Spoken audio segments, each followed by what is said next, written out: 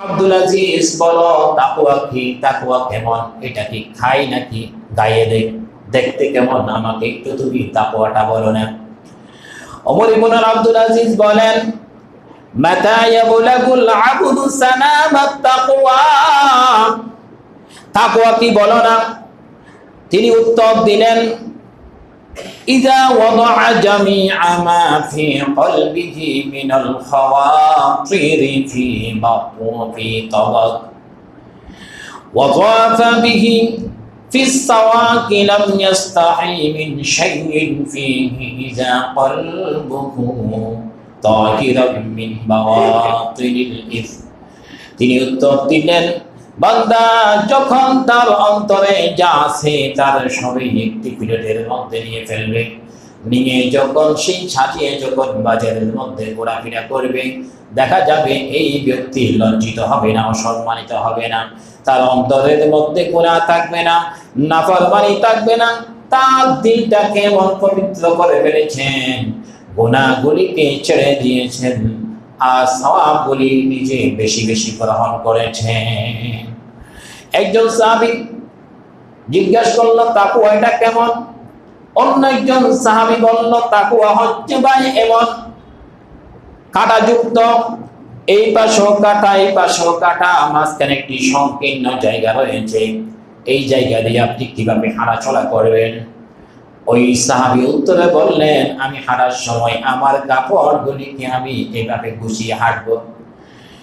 তখন ওই সাহাবী জবাব দিলেন, ভাই আপনি যে কথাগুলি বলেছেন, দুনিয়ার মধ্যে গুনাহ থাকবে, নাফরমানি থাকবে, মিথ্যা থাকবে, মানুষ ধোঁকাবাজি হবে, মানুষ সম্পদগুলি আত্মসাৎ করবে, সমস্ত গুনাহগুলি দুনিয়ার মধ্যে থাকবে, কিন্তু আপনাকে যেভাবে কাপড়গুলিকে গুছিয়ে আপনি হাঁটাচলা করেছেন, এইভাবে আপনাকে তাকওয়া অর্জন করে সমস্ত গুনাহগুলিকে বিসর্জন দিয়ে সওয়াবগুলি আপনাকে আদায় করতে হবে। সুবহানাল্লাহ। দুনিয়ার সমস্ত গুনাহ থাকবে, গুনাহ থেকে বাঁচতে পারা এটা হচ্ছে মুমিনের কাজ। আপনার পাশে যত গুনাহ আছে সমস্ত গুনাহগুলিকে ছেড়ে দিতে হবে। এটা আল্লাহ বলেছেন হক করলাম, এটা না করার জন্য বলেছেন ছেড়ে দিলাম। যেটা বলেছেন করো গ্রহণ করলাম, যেটা বলেছেন ছেড়ে দাও, এটা ডাস্টবিনের মধ্যে নিক্ষেপ করলাম। কিয়ামত পর্যন্ত আল্লাহ যেটা নাহক করে দিবেন, হারাম করে দিবেন, সেটা হারাম, যেটা জায়েজ করে দিবেন। সূর্য পূর্ব দিগন্তে উদিত হওয়া থেকে পশ্চিম দিগন্তে শেষ হওয়া পর্যন্ত আল্লাহ যেভাবে হালাল করেছেন সেটা হালাল থাকবে। মানুষ হারাম করলে হয় না, আল্লাহ যদি হালাল করে এটা আমাদের জন্য হালাল, আল্লাহ যদি হারাম করে এটা আমাদের জন্য হারাম। আল্লাহর উপরে সিদ্ধান্ত দেওয়ার পৃথিবীর মধ্যে কোনো মানুষের অধিকার নেই। রাসূল পাক সাল্লাল্লাহু আলাইহি ওয়াসাল্লাম বললেন, রমাদানুল মুবারক মাস হচ্ছে রহমতের মাস, মাগফিরাতের মাস, নাজাতের মাস। এই মাসে 3 শ্রেণীর মানুষের দোয়া বেশি কবুল হয়। হাদিস শরীফের মধ্যে রাসূল পাক সাল্লাল্লাহু আলাইহি ওয়াসাল্লাম বলেছেন, সালাসাতুল লা তুরাদ্দু দাওয়াতুহুমুস সাইম। সালাসা, 3 শ্রেণীর মানুষের দোয়া এই দিনের মধ্যে প্রতিদিন দোয়াগুলি কবুল হয়। প্রতিটি সময়, প্রতিটি সেকেন্ড, প্রতিটি মিনিট, প্রতিটি ঘন্টা, প্রতিটি দিন, প্রতিটি সপ্তাহ, প্রতিটি মাস, সব সময় এই 3 শ্রেণীর দোয়া কবুল হয়। সালাসাতুল লা তুরাদ্দু দাওয়াতুহুমুস সাইম। কোন রোজাদার ব্যক্তি যদি রোজা রেখে কিছু না খেয়ে আল্লাহর ভয়ে যদি রোজা রাখে, আর যদি সেই যদি আল্লাহর দরবারে দুখানা হাত তুলে দিয়ে যদি বলে, মালিক তোমার কাছে আমার এই চাওয়া এই পাওয়া, আল্লাহ আমাকে জুলুম করেছে, জুলুমের বিচার চাই, এটা আল্লাহ কবুল করবেন। খাবার নাই, আল্লাহ আমার কিছু নাই, আমি সংসার নিয়ে সমস্ত আল্লাহ জর্জরিত হয়ে গেলাম, এটা যা কিছু চাইবেন রোজা রেখে ইফতার করার আগ মুহূর্ত পর্যন্ত নবীজি বললেন তার দোয়া আল্লাহ ফেরত দিবে না। 2 নম্বর, হাত্তা ইফতিরু ওয়াল ইমামাতুল আদিল, যিনি বিচার করবেন সমাজে, রাষ্ট্রে, পাড়ায়, মহল্লায়, যেই জায়গার মধ্যে যিনি বিচার করবেন, ওয়াল ইমামুল আদিল, বিচারটা ন্যায়সঙ্গত হতে হবে, ইনসাফ ভিত্তিক হতে হবে। দল থেকে বিচার করলে হবে না, বাই থেকে বিচার করলে হবে না। নবী সাহাবীরা এমন ছিল, নবীজিকে বিচার দিয়েছেন, বিচারের মধ্যে মুসলমানে রায় পান নাই, কাফের রায় পেয়েছেন। নবীজি বললেন তুমি তো অন্যায় করেছ, আমার সাহাবী হইল আপনি।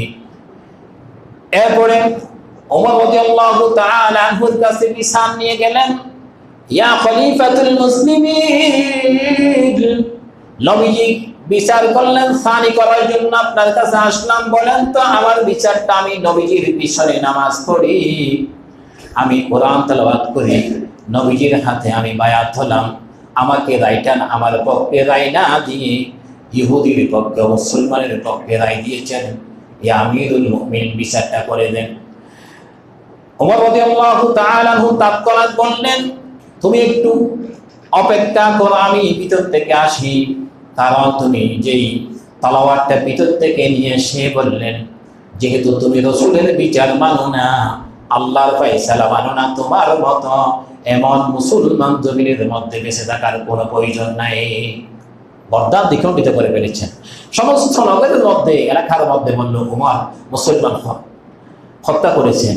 আল্লাহ সুবহানাহু ওয়া তাআলা আয়াত নাযিল করে দিয়ে বললেন, ফালা রাব্বিকা লা ইউমিনুনা হাত্তা ইউহাক্কিমুকা ফীমা শাজারা বাইনাহুম থুম্মা লা ইয়াজিদু ফী আনফুসিহিম হারাজাম মিম্মা কাদাইতা ওয়া ইউসাল্লিমু তাসলিমা।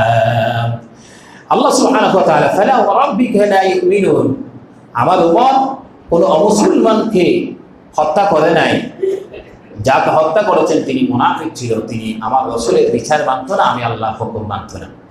এই জন্য রাসূলের হুকুম না মানা, আমরা এখন বিচার তো নিজের পক্ষে করি, নিজের দলের পক্ষে করি, নিজের ভাইয়ের পক্ষে করি। নিজের ভাইও যদি অন্যায় করে, আজকে যদি আমরা নিজের ভাইয়ের বিচার করতে পারতাম, সমাজে অন্যায়গুলি আস্তে আস্তে কমে যেত। এখন আমাদের সমাজে অন্যায়গুলি দিন দিন বেশি হচ্ছে। দলের লোককে অন্যায় করে তিনি ছাড় পেয়ে গেলেন, আর আমার বাহিরের দলে অন্যায় করলেও না করলেও তাকে আমরা গ্রেফতার করার জন্য বলি। এরকম যদি বিচার বিভাগে যদিও থাকে, এলাকায় থাকে, ইনসাফের বাহিরে যদি কাজ করে, নবীজি বললেন এর জন্য যদি কেউ যদি বদদুয়া করে, আল্লাহ সুবহানাহু ওয়া তাআলা এই বদদুয়া কবুল করে নেবেন। আপনি দুনিয়ায় কতদিন বাঁচবেন? ইমানটা যদি নিয়ে যদি বাঁচতে না পারেন, সেই ইমানের কোনো মূল্য নাই, দুনিয়াতে আশা ব্যক্ত। আল্লাহ সুবহানাহু ওয়া তাআলা বললেন, ইয়া আইয়ুহাল্লাযীনা আমানু তাকুল্লাহা হাক্কা তুকাতিহি ওয়া লা তামুতুন্না ইল্লা ওয়া আনতুম মুসলিমুন। আল্লাহ বলেন, ও ঈমানদার, তোমরা ঈমান নিয়ে মৃত্যুবরণ করো।